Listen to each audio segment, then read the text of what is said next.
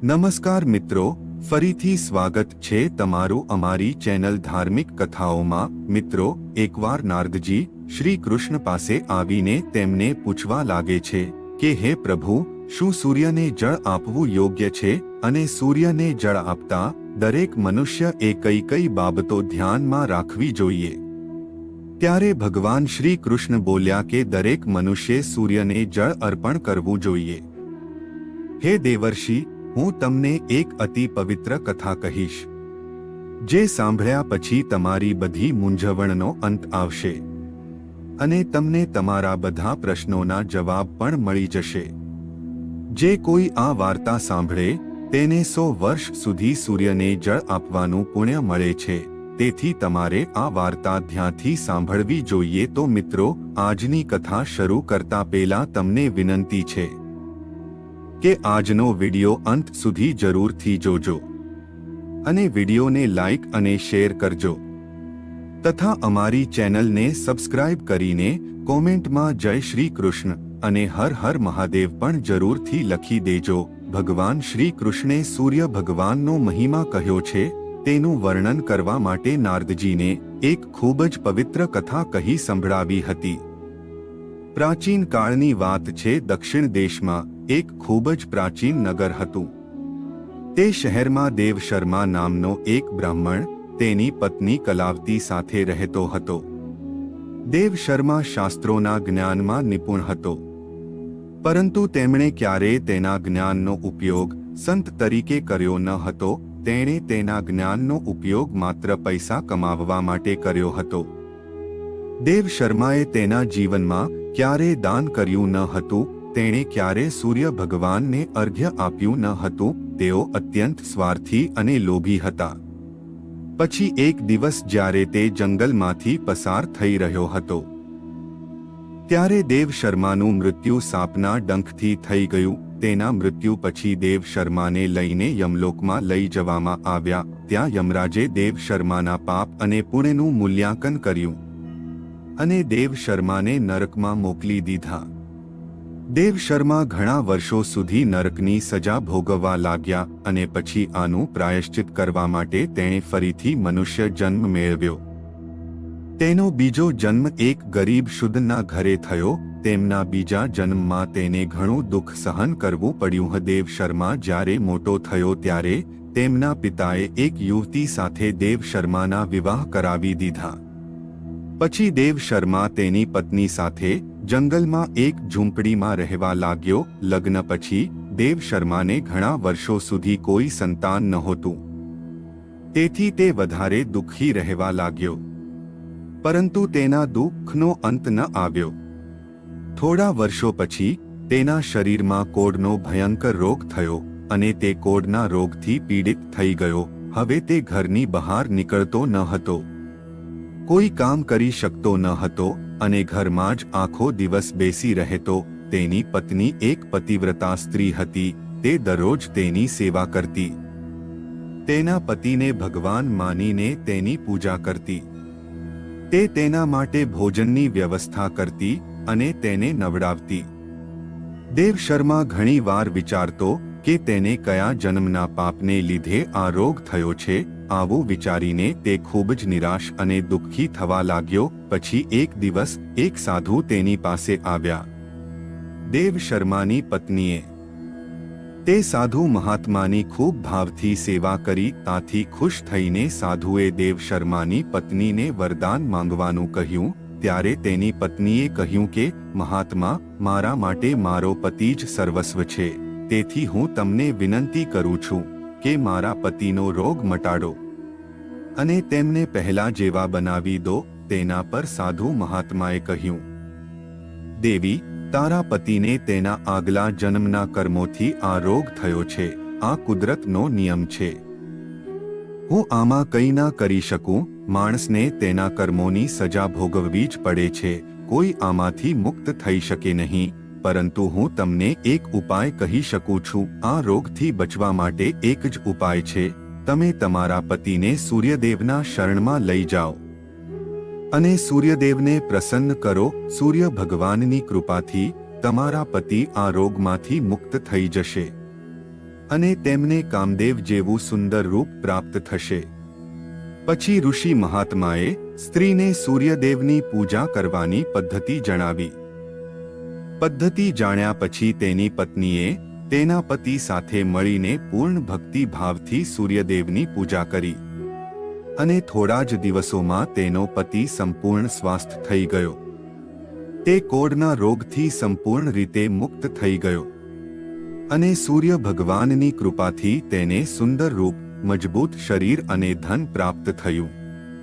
પછી ભગવાન બોલ્યા કે, હે નારદ, હવે હું સૂર્ય ભગવાનને પ્રસન્ન કરવાની પદ્ધતિ અને મંત્ર વિશે કહું છું, જેને કરવાથી વ્યક્તિના તમામ રોગોનો નાશ થાય છે અને તેને સારું સ્વાસ્થ્ય અને સુખ સમૃદ્ધિ મળે છે.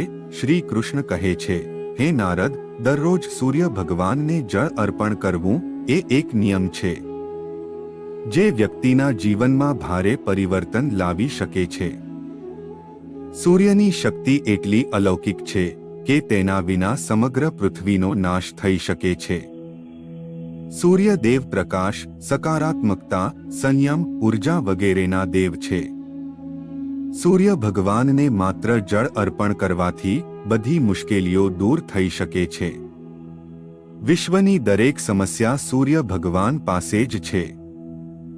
સૂર્યદેવની ઉપાસના કરવાથી આત્માની શુદ્ધિ થાય છે અને મનોબળ વધે છે. સૂર્યોદયનો સમય સૂર્યના કિરણોથી વાતાવરણ શુદ્ધ અને સકારાત્મક બને છે.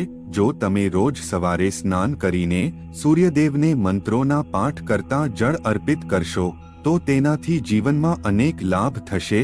જેમ કુંડળીના અન્ય ગ્રહોની જેમ સૂર્ય શુભ કે અશુભ સ્થિતિમાં છે, તેની શુભ કે અશુભ અસરો જોવા મળે છે. જો કુંડળીમાં સૂર્ય શુભ સ્થાનમાં હોય તો આપણને ઘણી સમજ, માન અને કીર્તિ મળે છે.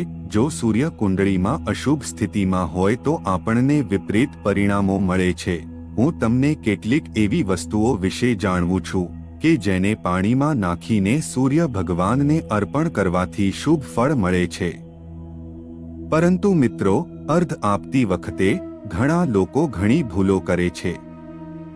સૂર્યને જળ ચડાવવું અને સૂર્યને જળ અર્પણ કરતી વખતે મહત્વપૂર્ણ નિયમોનું પાલન કરવું જોઈએ. અર્ઘ્યને ખોટી રીતે અર્પણ કરીને સૂર્ય ભગવાનનું અપમાન ન કરવું જોઈએ, નહીં તો વ્યક્તિને ઘણી પરેશાનીઓનો સામનો કરવો પડી શકે છે.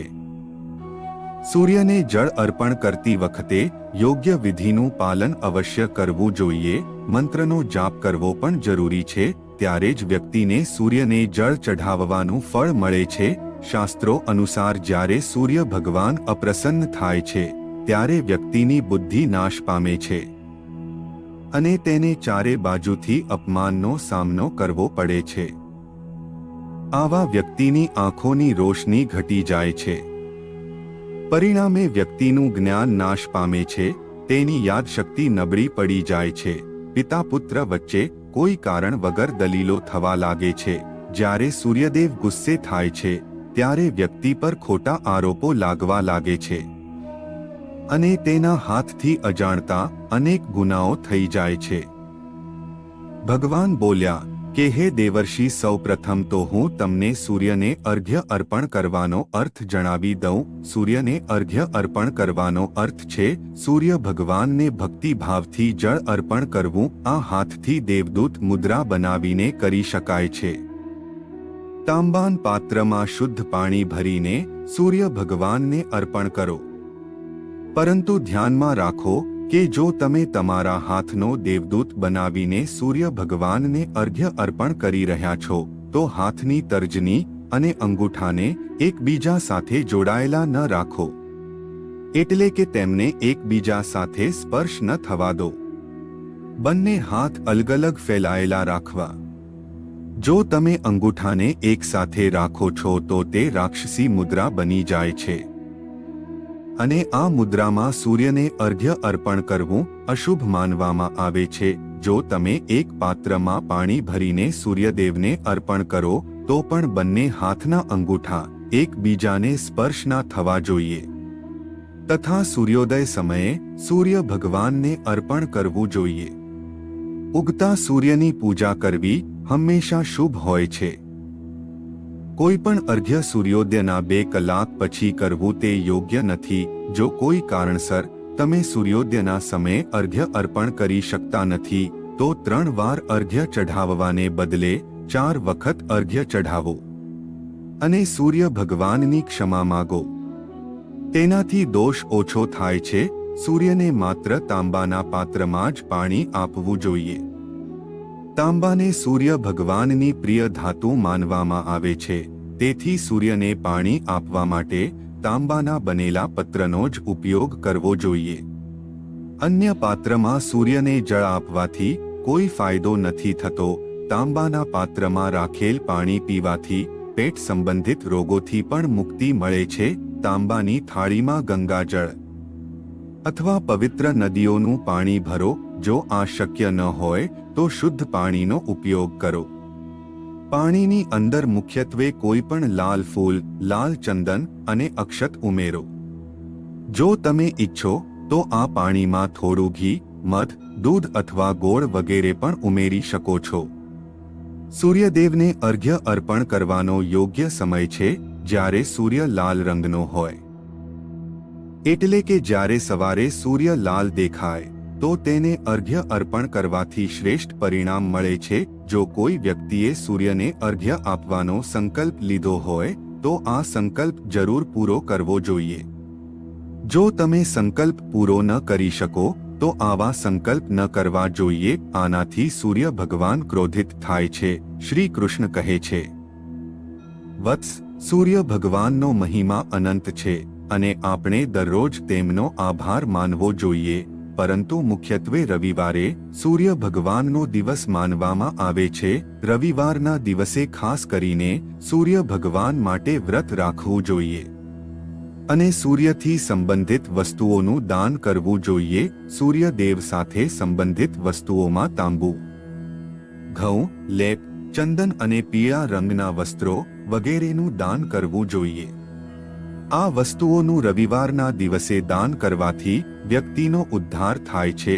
જો વ્યક્તિ બીમાર હોય કે ઘરમાં અન્ય કોઈ સમસ્યા હોય અને તે સૂર્યદેવને અર્ઘ્ય અર્પિત કરે તો તેના તમામ દુઃખોનો અંત આવે છે. આ માટે શાસ્ત્રોમાં માનસ પૂજાની જોગવાઈ છે. એટલે કે તમે તમારા મનમાં સૂર્ય ભગવાનને અર્ઘ અર્પણ કરી શકો છો. સૂર્યોદય પૂર્વ દિશાથી થાય છે અને જો કોઈ કારણસર સૂર્ય ભગવાનના દર્શન ન થાય તો પછી તેને મનમાં યાદ કરો અને પૂર્વ તરફ જુઓ. તમે સૂર્ય તરફ મુખ કરીને અર્ઘ્ય અર્પણ કરી શકો છો. તો મિત્રો, આ રીતે ભગવાન શ્રી કૃષ્ણએ કહ્યું છે કે સૂર્ય ભગવાનને અર્ઘ્ય અર્પણ કરવાની સાચી રીત. તો મિત્રો, આશા છે કે તમને આજની વિડિયો દ્વારા મહત્વપૂર્ણ જાણકારી મળી હશે. જો તમને આજની વિડિયો પસંદ આવી હોય તો વિડિયોને લાઈક અને શેર કરજો.